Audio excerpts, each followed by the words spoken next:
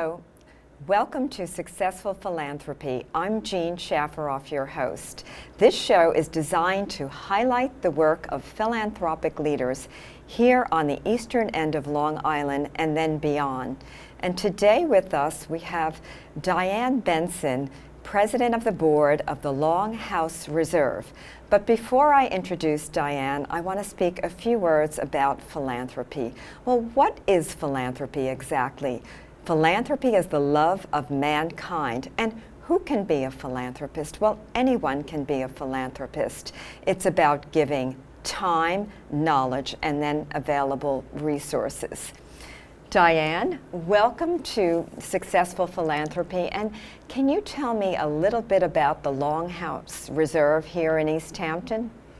Well, it's difficult to say a little bit about LongHouse because there's so much to say, but LongHouse Reserve primarily is a 16-acre pleasure garden that is studded with art, not garden variety art, but true art.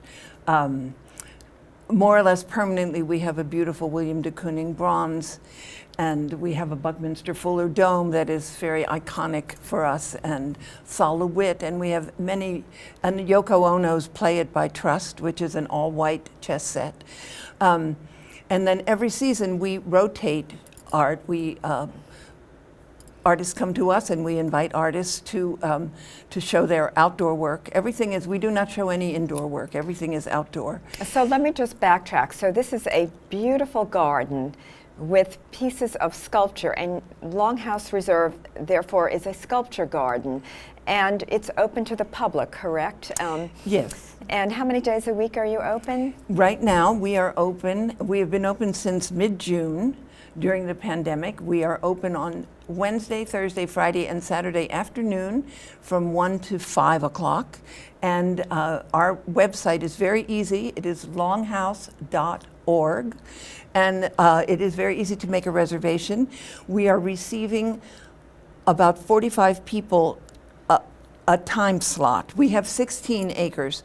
So we figure 3 people an acre is a very safe social distancing, and nice. we give each reservation slot about I think an hour and 20 minutes or an hour and a half maybe, which is enough time to get through the whole park. Because correct? if you take your time and you are eager to see it all, it's a very, particularly during this time of the pandemic, it's very uplifting and spiritual, and you know, there are pathways that wander, and there are out of the way places and more obvious places. Nice. So you mean if you're on a date, you might want to go to LongHouse Reserve and maybe find a corner somewhere. And oh yes, there's lots of very nice little niches. Nice. Well, tell our viewers a little bit about the history of LongHouse Reserve.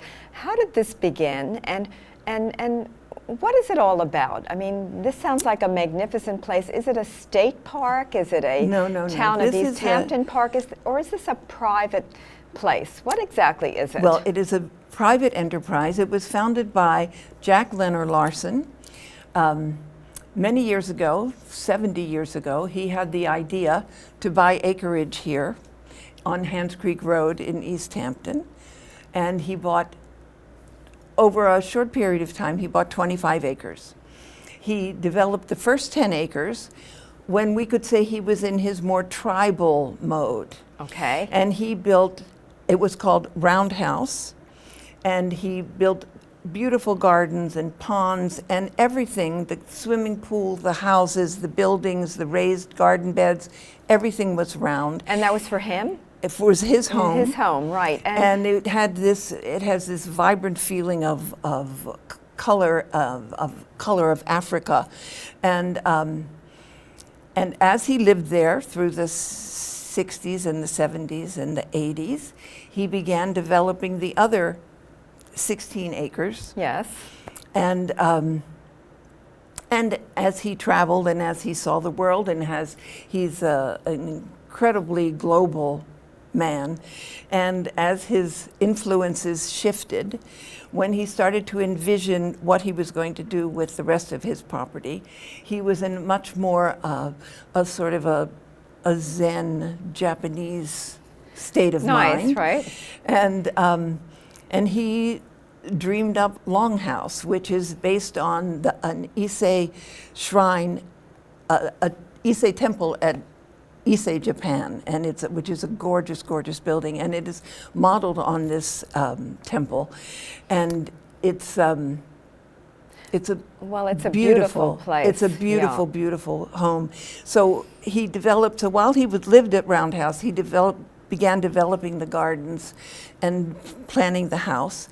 And then it was time to actually, when he had solidified his ideas, he sold Roundhouse to wonderful people, Judy and Ennius Bergsma, who loved Roundhouse for what it was and have basically maintained it exactly as he dreamed it and built it. But I'm a little confused. So is Roundhouse part of No. LongHouse Reserve, or is it a private It is a home? totally private home Okay, to our so then- neighbors. Right, They're your our neighbors. But meanwhile, he took 16 acres. So and the 16 acres that are now the LongHouse. Right, and I understand that Mr. Larsen formerly was a very famous textile designer, and that he took his love of art and nature and textiles and created this place, and that he's done this so that other people can enjoy it, and now it's public, and in the future he's leaving it to the charity, correct? So Completely. that, which is so wonderful. Here we have a man who really is an amazing philanthropist by taking not only his resources, but his home, and giving that to charity. We see a lot of that in Europe, in France, with many of the chateaus. Yes. People, it's a little bit different. People, in many cases, these chateaus have been in the families for maybe 500 years, and these families, they're very, very large, and they can't afford to maintain them, and they decide, out of the goodness of their heart, that they're going, instead of selling it, that they'll stay there, but that they'll keep it open to the public so that these beautiful chateaus are available for all to see, because it's part of the history of France. Mm-hmm. And the same with the National Trust in England. yes, I mean, and so here we have Mr. Larsen, John Larsen, doing something Jack very Larsen. similar and well, very, the whole very, idea so he's was to leaving create his legacy, right? Well, his legacy, but it's, you know, our mission is to show how you can live your life with art, and how every choice you make, from whether what it is you grow in your garden or hang on your wall, or how you approach culture, or how you invite, what kind of intellectualism you invite, because aside from him being a textile designer, he was also a founding member of the American Craft Museum, and he's been totally involved in craft and the arts. And so Wonderful. he's brought this sensibility to LongHouse, and you know, we display it. The most important thing is to share it. And you know, I mean, if we can grow it in our garden on Long Island, you can grow it in your garden on Yes. Long Island. I mean, that is one simple lesson, but probably the thrust of our mission is education. Mm-hmm. And I mean, we have very hardworking, wonderful committees. You know, we have an arts committee that makes the decisions about the art, and a garden committee who carries out the decisions about the garden, and an education committee. And then you have programs for children, correct? Well, when they want to come in and we learn about we bring art and the beautiful gardens, and so that's what I love. I love that this place is open to everybody, because you know, many people, we might want to live with a lot of art and big gardens, but most of us can't afford to live on 16 acres. I certainly can't. And so it's so nice that this is open and to everyone. I really love that. And tell me, I understand you have a lot of, or you're very interested in diversity, and you have diversity programs. And right now, this is particularly important to our world, racial justice, and what are you doing exactly to promote diversity? Well, we're not doing anything different than we have always done. But I think we have just recently, I think people are more aware of it. I mean, if we go back in the 21st century, since we've had our programming, and you look at the art we've displayed on our grounds and the people we have honored at our benefits and the children that we have given scholarships to, it is just a complete map of the world, you know. I mean, everything, every race, every color, every kind of people wonderful. have always been a part of LongHouse, because it's all how Jack sees the world. And this this idea of living with art in all its forms encompasses everything, you know? Well, we have artists from all backgrounds and all cultures, and it's nice that Jack has showcased the art of different people from different cultures and different races, and that's, I think, really, really important, and that makes him, again, someone with a vision and someone who has an eye on our world and what's important to our world. And now tell me about your newest installation outside, because now with the pandemic, all of us are looking for outdoor activities, and so LongHouse Reserve is particularly special because we don't have to be inside to see all of this beautiful art and these beautiful gardens. And with summer and then fall, this is an ideal place for families to go to, and then couples or just a small group of friends. But you have some a new installation that you're very excited about, and I know our listeners and our viewers want to hear about it. Well, this, you know, we had a whole art program planned for this season, which we've not been able to implement for all the reasons that are obvious. But we have been able to introduce this one monumental piece of art called the Chinese Zodiac, the Circle of Animals, by the Chinese artist Ai Weiwei, who is probably, of all the Asian artists in the world, he's probably the most well-known. He's an incredible activist, you know, and he was detained in China for several years, but he continued to speak out when China hosted the Olympics, and they made that incredible big dome, if anybody remembers that. He designed that. Yes. So they revere him in China, but they're afraid of him because he speaks his mind. So this Chinese Zodiac Circle of Animals is a bronze, a series of 12 bronzes that are normally shown in a very almost militaristic fashion, and they've been in several museums and important places in the world already. And we are thrilled to have them.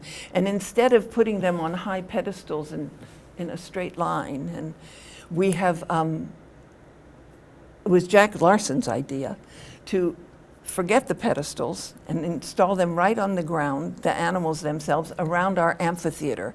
So and now actually, there are 12 animals. There are 12 right. animals. And I understand you have a video Yes. about this installation that we're going to show our viewers. And so I think we can stop for a second and just I think it would be wonderful if you show could the see video it. so that we can all see what Dianne is referring to.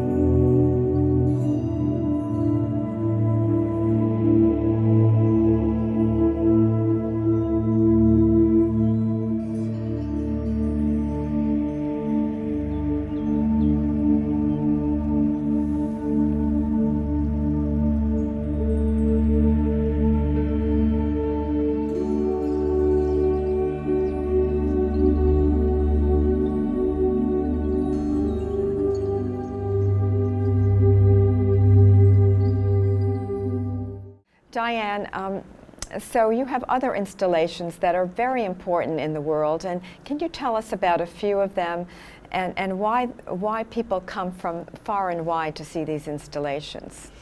Well, you know, the gardens themselves, you know, there are several wonderful sculpture parks. You know, Storm King is the closest, but they don't have the intimacy of our gardens, and our gardens are not as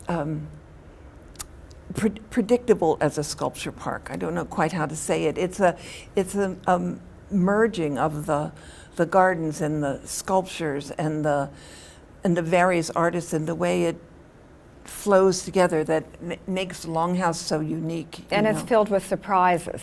Filled with surprises. So when you walk through, you may see something that you're not expecting to see. And Very so you're often. startled. And I've been there, and I just fell in love with LongHouse Reserve. And of course, and seasonally, you know, I mean, and we'd like to, we do have our things that, like the Buckminster Fuller Dome and the chess set and things that do remain, but we always move the art around, the art that we have, and to give a fresh perspective, we never want people to say, oh, LongHouse, I've been there. So you change it so that when people come back, it's a new experience. We change it all the time. I love that. It's about experiencing something new and beautiful, and then with the changing exhibitions, but people of course have the opportunity to experience something new. Now, part of this show is about volunteering, and most of the people involved with philanthropy that are watching, most of us, we give our time, we give our knowledge, and when we have available resources, philanthropists give their available resources. Dianne, how can people get involved? What are the volunteer opportunities at LongHouse Reserve? Oh, we welcome our volunteers. We depend totally on our volunteers and our docents to open to the public, for them to explain things to people. But most of all, in a normal season, we welcome at least 3,000 school children. How fabulous. And for free, of course. So you're a real educational spot and highlight on the eastern end. It's our thrust, and each child that comes gets 2 guest passes so they can bring their family back. Nice. And it is so wonderful sometimes to see the kids bring their aunt or their uncle or their father or mother and say, oh, wait till you see this. I'm going to show you this. Wait till you see what's around this corner. And we have beautiful brochures that we pass out for the kids to engage them with the art and engage them with the gardens, and to make it more vivid and more of an experience. So you create this educational experience, and then you create a bonding experience between a child and then maybe his parents or a brother and an aunt. What a lovely thing to do by giving these free tickets to the children. I think that's so important. And then the child is educating someone about art, and I love that.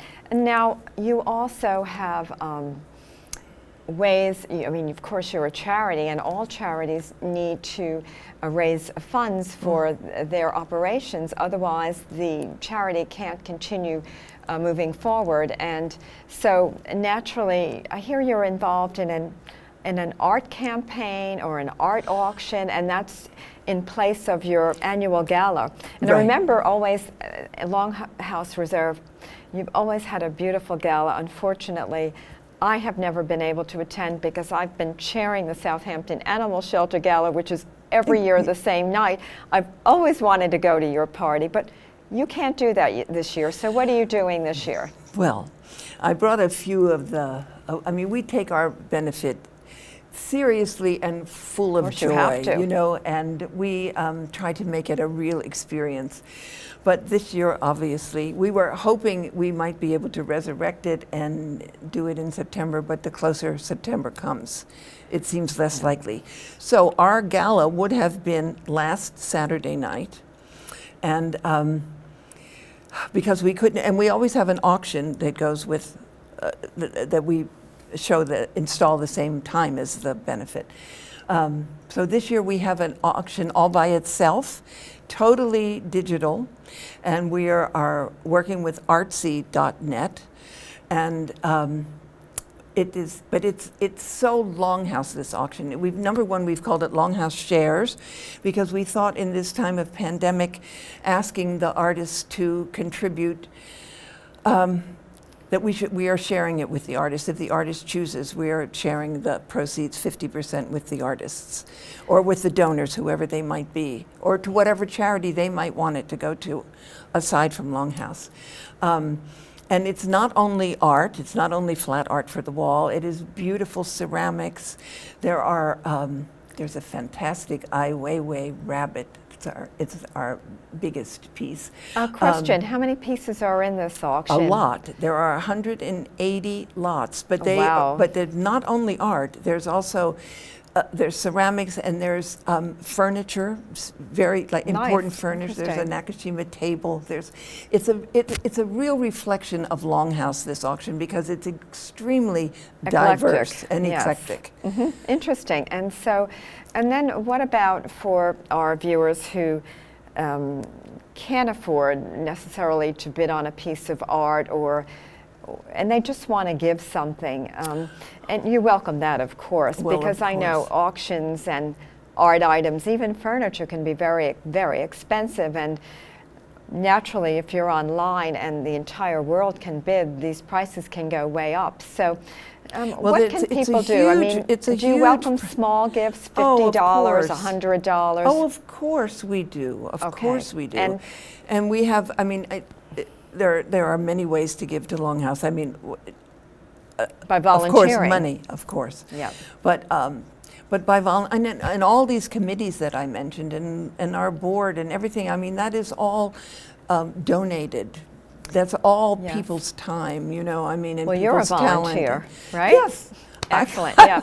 Yes, I'm a very busy volunteer. And that is so admirable. So people, anyone who wants to get involved with LongHouse Reserve, there are many ways. One, you can volunteer your time and your knowledge, and people underestimate the value of those two wonderful assets. And then, of course, money. And right now, with so many people out of work across the United States, many people are in a position where they can't write big checks. And so never think that what you're going to offer, your time, your knowledge, and then even a small gift doesn't amount to anything, because collectively all of this creates LongHouse Reserve with people like Dianne Benson, who is a wonderful volunteer, and I'm sure you donate and you bring in resources, and then Jack Larsen, who is the founder and the creator, and then all of us can be involved. We can enjoy the beautiful gardens, the beautiful sculpture, and then we can get involved. And really, I think it's wonderful. And just a little bit about you. I was reading, Dianne, that you are a former fashion person. You had different boutiques, and you actually brought people or helped fashion designers get started and sort of put them on the map in New York City. And that shows what kind of person you are. Here we have a woman who is involved with philanthropy, with many things I've heard in East Hampton, and then also the fashion world, or was involved in the fashion world. And you are a prime example of someone who has really taken her life, gone from business to philanthropy, and you're making a huge difference, and I think it's wonderful. And then LongHouse Reserve is doing so many great things for the people here on the eastern end of Long Island. And one more question, do you have online programs? Can people see the art if they can't come in? Oh, yes. LongHouse.org. It's a wonderful website. You can have a serious immersion into the different parts of the garden and see the art that we've shown in the past several years, but also the education application on our website. You know, I mean, it's many of the programs and what we offer to the teachers and to the schools and the administrators is outlined on our website, and how our scholarship program works. Our scholarships, I mean, we're building up and we're hoping to make them bigger and bigger. But right now they are, we give 4 $3,000 scholarships a year. And wonderful. And they're open to, I think they're open to anyone. I think the only criteria is that you will have been to LongHouse and submitted to our student annual, which is another thing we were not able to do this year, but it's in June we have a fantastic event for kids from the first grade to graduating high school seniors. And we award blue ribbons in all the various categories. And so when they come, when these 3,000 kids come, however they're moved, if they're moved to make a dance or write a poem or make a sculpture or whatever it has influenced them, and then we judge them and we have a beautiful day and we make an exhibition of all their work, which we leave up for a week, and it's thrilling, and and all the parents come and the kids are so proud and we're so proud, and it's. I love that you're really training the next generation or encouraging the next generation to be creative, artistic, and then to appreciate nature and art. So we're just about running out of time, and just give us the website again for LongHouse Reserve. LongHouse.org. It's very easy, and we welcome you. Well, thank you very much. We'll welcome you very much. Thank you, Dianne Benson, and thank you all for tuning in this week to hear and learn about LongHouse Reserve. And I hope you'll learn more and make a visit to the gardens and see what we're talking about, because Dianne really has done an outstanding job as board president and in educating, and thank you very much. Well, thank you very much. We have a wonderful team, and everybody's very appreciative to be able to share it. Okay, thank you. Thank you.